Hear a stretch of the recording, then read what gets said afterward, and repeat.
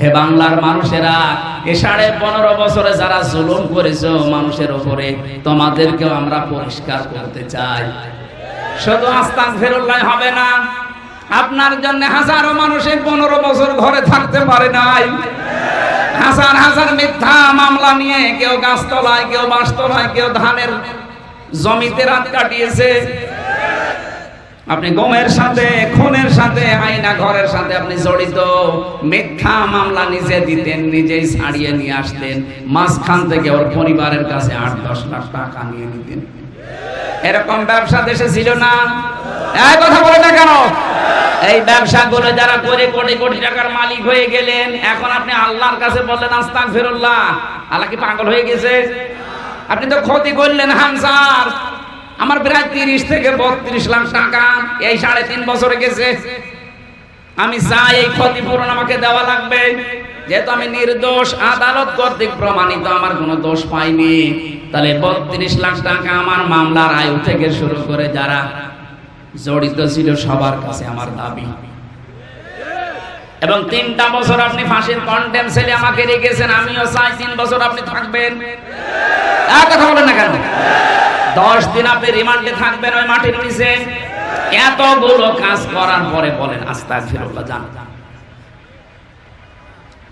এইভাবে যদি আপনি অপরাধের তাওবা না করেন, এই দেশে সামনে যারা আসবে তারা আরো ভয়ঙ্কর জালেম হবে।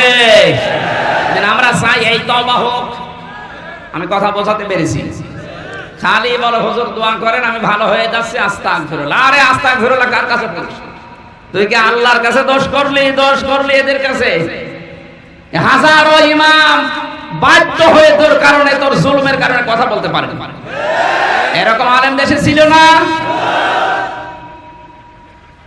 বায়তুল মুকাররমের মতো জায়গায় বসে বসে কোরআনের সঠিক ব্যাখ্যাগুলো যদি দিত, এ দেশটা আরো আগে স্বাধীন হয়ে যেত। ওখানে বসে বসে ম্যাও ম্যাও করে আর কওমি জননী নাম দেয় জালেমের।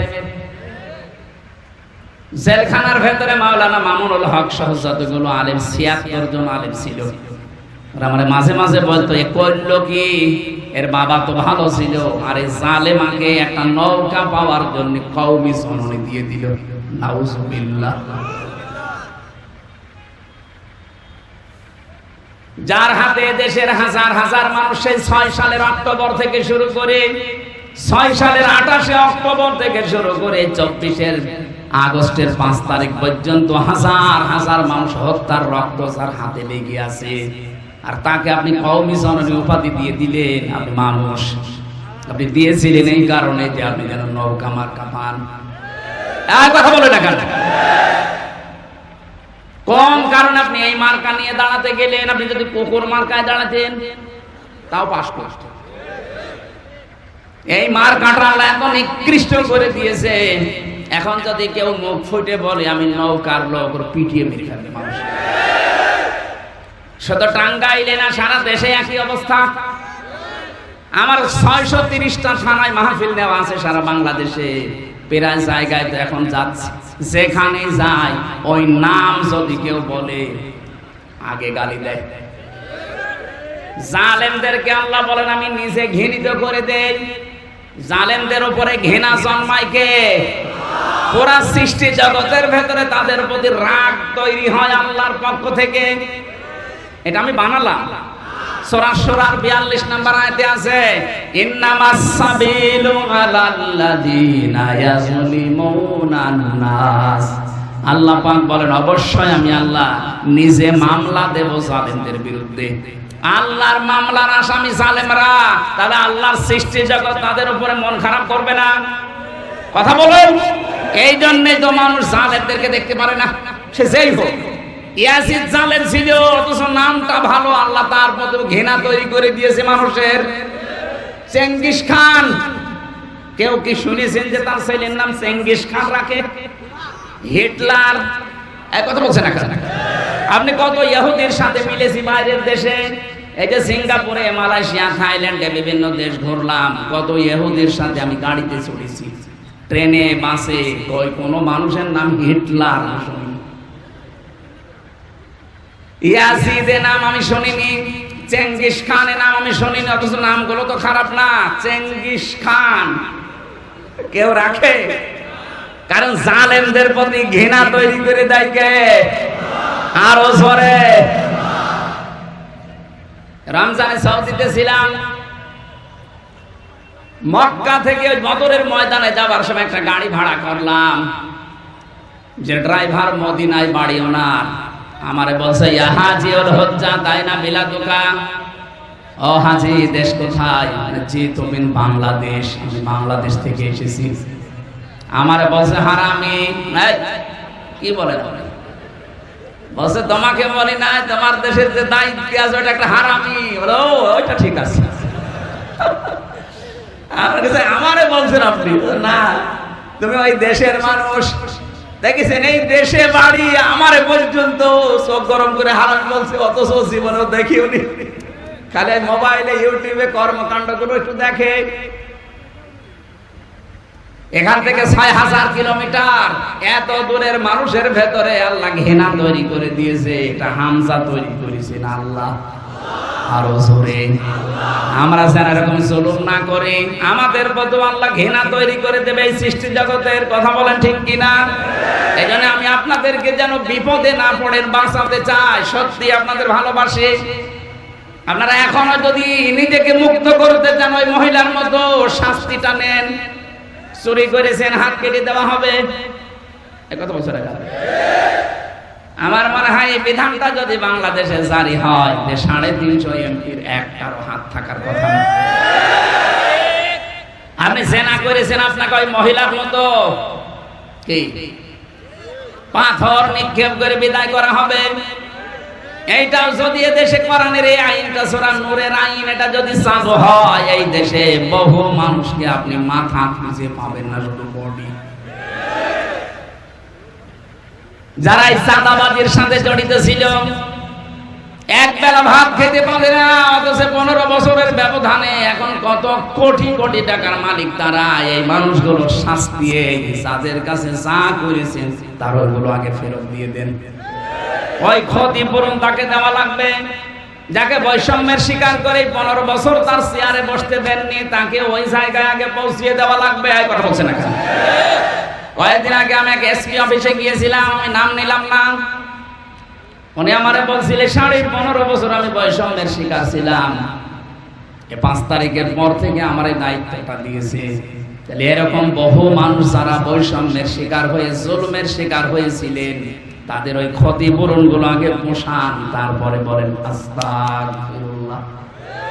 নয়তো আপনার আস্তাগফিরুল্লাহ হবে ওই ওসির মতো, রাতের বেলা ভোট কাটে আর ভোর বেলা বলে আস্তাগফিরুল্লাহ। আল্লাহ আমাদেরকে বাঁচান। আল্লাহ বলেন আমি জুলুম করি না, যতটুকু অপরাধ করবা অতটুকুর জন্য আমি আল্লাহ তোমার শাস্তি দেব, সওয়াব গুনাহ দেব, কিন্তু তুমি জুলুম করবা না। আজকের তেলাওয়াত কিন্তু আয়াত একটা পরিচিত। আমার মনে হয় এখানে অধিকাংশ যারা একামতের দিন এই শব্দের সাথে পরিচিত, এই আয়াত তারা জানে না। কিন্তু এর ভেতরে এমন গুরুত্বপূর্ণ কিছু তথ্য আছে, আমরা আবিষ্কার করার চেষ্টা চালাবো ইনশাআল্লাহ। আমাদের কষ্ট হচ্ছে, এখনো ছোট হুজুর আছে, আসতেছে, জবান খুলে কোরআনের আয়াত পড়ে না। আউযু বিল্লাহি মিনাশ শাইতানির রাজিম। বিসমিল্লাহির রহমানির রহিম।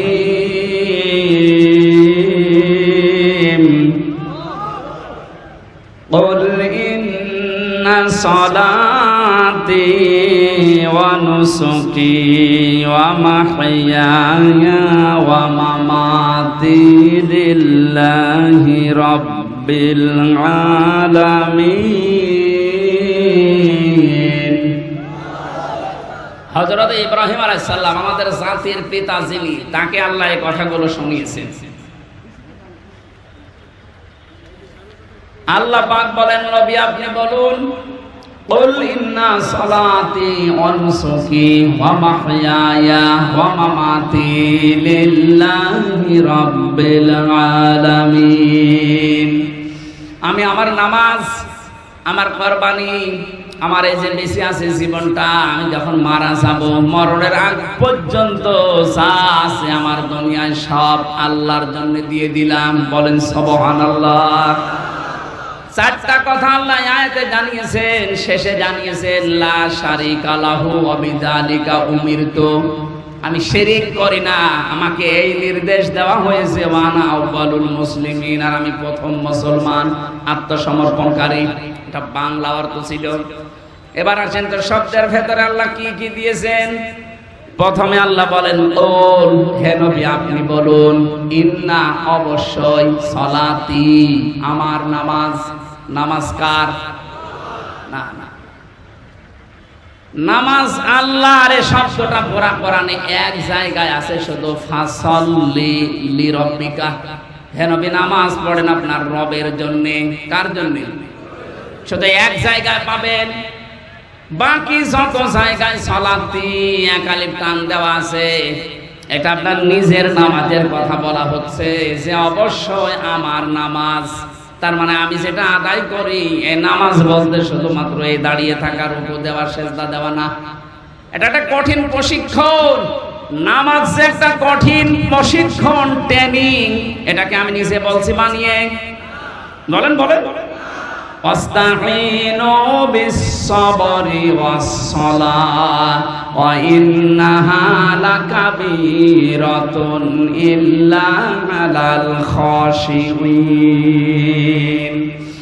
সূরা বাকারার ভেতরে আছে, আল্লাহ পাক বলেন ধৈর্য ধারণ করার মাধ্যমে আর সবরের মাধ্যমে আমি আল্লাহর কাছে তোমরা সাহায্য চাও। পৃথিবীতে যত কাজ আছে সবচাইতে বড় কঠিন কাজ নামাজ। কে বলছেন?